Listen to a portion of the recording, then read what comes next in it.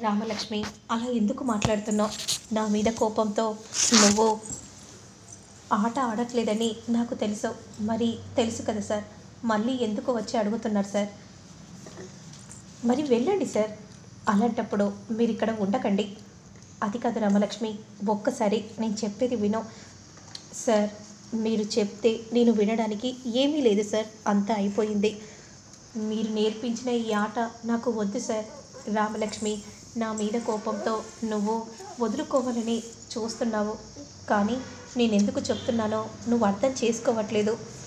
Sir, sorry sir, నేను ఆడను sir అని అంటూ వెంటనే అలా రామలక్ష్మి వెళ్తూ ఉంటే వెంటనే శౌర్య రామలక్ష్మి చేయిని గట్టిగా పట్టుకుంటాడు. సార్, వదలండి సార్, ఇంకెప్పుడు కూడా నన్ను మీరు టచ్ చేయకూడదు, ఎందుకంటే టచ్ చేసే అర్హత మీకు లేదు సార్ అని విధంగా చెప్పగానే రామలక్ష్మి, నేనేం చేయాలో చెప్పు రామలక్ష్మి, నువ్వు హాకీ ఆడాలంటే నువ్వేది చెప్పినా సరే నేను చేయడానికి సిద్ధంగా ఉన్నాను.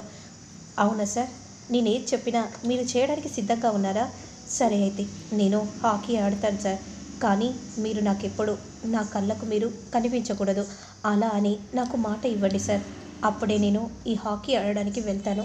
సరే రామలక్ష్మి, నువ్వు హాకీ పట్టిన మరుక్షణం ఇక నీ కంటికి కనిపించకుండా దూరంగా వెళ్ళిపోతాను, సరేనా అని అనగానే ఇక వెంటనే రామలక్ష్మి హాకీ ఆడటం కోసం రామలక్ష్మి అడుగు పెట్టగానే ఇక వెంటనే శౌర్య బాధపడిపోతూ అక్కడి నుండి వెళ్ళిపోతూ ఉంటాడు. అంతలో ధరణి వచ్చి, ఏంటి రామా, ఇందాక ఆడనన్నావు, ఇప్పుడు ఆడాలని అనుకుంటున్నాను, అందుకే. సరే రామలక్ష్మి, నువ్వు వచ్చావంటే ఖచ్చితంగా మన టీం విన్ అయిపోతుంది. నువ్వు లేవని, అసలు మన టీం గెలుస్తుందో లేదో అని కాస్త కంగారు పడ్డావు.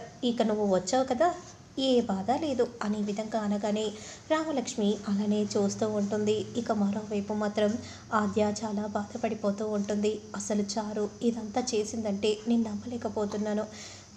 ఎందుకు చారు, ఎందుకు ఇలా చేస్తున్నావు, ఎందుకు ఇదంతా చేస్తున్నావో అర్థం కావట్లేదు అని అంటూ చాలా బాధపడిపోతూ ఉంటుంది ఆద్య. మరోవైపు మాత్రం చారు ఎంతో సంతోషంగా వెళ్ళి లడ్డులను కూర్చొని తింటూ ఉంటుంది. అంతలో పద్మ చూసి, దీనికి ఏమైంది, ఇంత సంతోషంగా ఉంది? అంతలో పార్వతి కూడా వస్తుంది. అప్పుడు పార్వతి ఇలా అంటూ ఉంటుంది, ఏంటి ఆద్య నిజం ఎందుకు చెప్పలేదు, నాకు అసలు ఏమీ అర్థం కావట్లేదు. పిన్ని, నిజం చెప్పకుండా నేను ఏదో ఒకటి చేస్తానని మాట ఇచ్చాను కదా, చేసేసాను. అవునా, ఏటి చారు, ఏం చేసావే? అంతలో పద్మ కూడా, అవునే, ఏం చేసావు? ఆద్య ఖచ్చితంగా చెప్తుంది కదా, చెప్పకుండా ఎలా ఉంది? ఎందుకంటే చెప్తే అప్పుడు నా కొడుకు మళ్ళీ ఆద్య మెడలో తాళి కడతాడు కదా. అవునత్తయ్య, అందుకే కదా నేను బ్రహ్మాస్త్రం ఉపయోగించాను. అంటే ఏంటి, టైం వచ్చినప్పుడు తెలుస్తుంది లేండి అత్తయ్య, ఇప్పుడు చెప్పిన ప్రయోజనం లేదు అనే విధంగా అంటూ ఇక వెంటనే అలా స్వీట్స్ పట్టుకొని రూమ్లోకి వెళ్తూ ఉంటుంది. ఏంటో ఇది ఎప్పుడు మారుతుందో ఏంటో ఏం అర్థం కావట్లేదు అని మనసులో అనుకుంటూ ఇక పార్వతి పద్మ వెళ్తూ ఉంటే మరోవైపు శ్రీను రూమ్లోకి రాగానే చారు ఎంతో సంతోషంగా అలా స్వీట్స్ని తింటూ ఉంటే, ఏంటి చారు ఎంతో సంతోషంగా స్వీట్స్ని తింటుందంటే ఖచ్చితంగా ఆద్య ఇంకా ఇంట్లో చెప్పనట్టుంది, వెంటనే ఆద్యతో మాట్లాడాలి అని అంటూ శ్రీను వెంటనే ఆద్య రూమ్లోకి వెళ్ళి చూసేసరికి ఆద్య కనిపించదు. ఆద్య ఎటు వెళ్ళింది, రూమ్లో లేదేంటి, ఎక్కడికి వెళ్ళి ఉంటుంది అనే విధంగా అంటూ వెంటనే శ్రీను అలా ఆరు బయటకు వచ్చి చూసేసరికి ఆద్య కనిపిస్తుంది.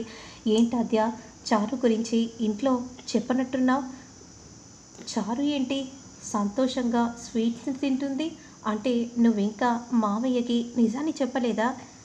ఎందుకు శ్రీను అలా మాట్లాడుతున్నావు? అదే ఇదంతా చారుని చేసిందని చెప్పలేదు ఎందుకు ఆద్య అని అంటున్నాను. చారు చేసిందని నేను చెప్పలేదు కదా. అసలు నువ్వు ఏం చెప్తున్నావు ఆద్య, నువ్వేం చెప్తున్నావో నాకు అర్థం కావట్లేదు. అప్పుడు మనసులో మాత్రం ఆద్య, నన్ను క్షమించు శ్రేణు, నిజం చెప్పాలని నాకు కూడా ఉంది, కానీ నిజం చెప్తే అక్కడ నాన్నకు ప్రమాదం, అందుకే నేను చెప్పలేకపోతున్నాను అనే విధంగా మనసులో అనుకుంటూ బాధపడిపోతూ, తను కాదు శ్రీను, వేరే మరొకరు ఉన్నారు. మరొకరా? మరి వాళ్ళు ఎవరాద్య? చెప్పాద్య. చారు కాకుండా ఎవరో ఉన్నారని అంటున్నావు కదా, వాళ్ళెవరో చెప్పు. ఇప్పుడే వాళ్ళ అత్త చూస్తాను. శ్రీను, వాళ్ళెవరో కూడా నాకు తెలీదు. ఇక ఈ విషయాన్ని ఇంతటితో మర్చిపో. అర్థమవుతుంది కదా అని అంటూ వెంటనే ఇక ఆద్య అక్క నుండి వెళ్తూ ఉంటే శ్రీనుకి అర్థం కాక అలానే చూస్తూ ఉండిపోతాడు. అసలు ఆద్యకి ఏమైంది? చారు ఏమో స్వీట్స్ తింటుంది, ఆద్య ఏమో ఇలా ఉంది. అసలు ఏం జరుగుతుంది? ఏం జరుగుతుందో నాకేం అర్థం కావట్లేదు అని మనసులో శ్రీను అనుకుంటూ రూమ్లోకి వెళ్తూ ఉంటాడు. ఇక కట్ చేస్తే నెక్స్ట్ సీన్లో మాత్రం జానకి దేవుడికి దండం పెట్టుకుంటూ ఉంటుంది. అంతలో ఆద్య కూడా వస్తుంది. అలా ఆద్య దేవుడికి దండం పెట్టుకుంటూ ఉంటే, ఏమైందమ్మా, నువ్వు చేతులెత్తి నువ్వు దేవుడికి దండం పెట్టుకున్నావంటే ఖచ్చితంగా నీ మనసులో ఏదో బాధ ఉందని అర్థమవుతుంది. ఏంటమ్మా? ఏం లేదు పెద్దమ్మ, చెప్పమ్మా. పెద్దమ్మ, నాకు బాధలేముంటాయి? మీరు నన్ను సొంత బిడ్డలా చూసుకుంటున్నారు. ఇక నాకు ఇంకేం కావాలి అనే విధంగా అంటూ ఉంటే అప్పుడు వెంటనే దేవుడి బొట్టు తీసి ఆద్యకు బొట్టు పెడుతుంది. ఇక అదే సమయానికి ఆద్య, పెద్దమ్మ, ఇదిగో పెద్దమ్మ అనే విధంగా అంటూ పూలను అలా ఇస్తూ ఉండగా ఒక్కసారిగా ఆద్య నుదుటన కుంకుమ అంటుకుంటుంది. ఆద్య నుదుటన కుంకుమ అంటుకోవడాన్ని చూసిన జానకి షాక్ అయిపోతుంది. ఏంటి అసలు దేవుడి సన్నిధిలో ఇలా కుంకుమ నుదుటన అంటడం ఏంటమ్మా అని అనగానే ఆద్య తన తన కంటిన కుంకుమను చూసుకొని ఆద్య ఒక్కసారిగా షాక్ అయిపోతుంది. అంతలో శ్రీను వస్తాడు.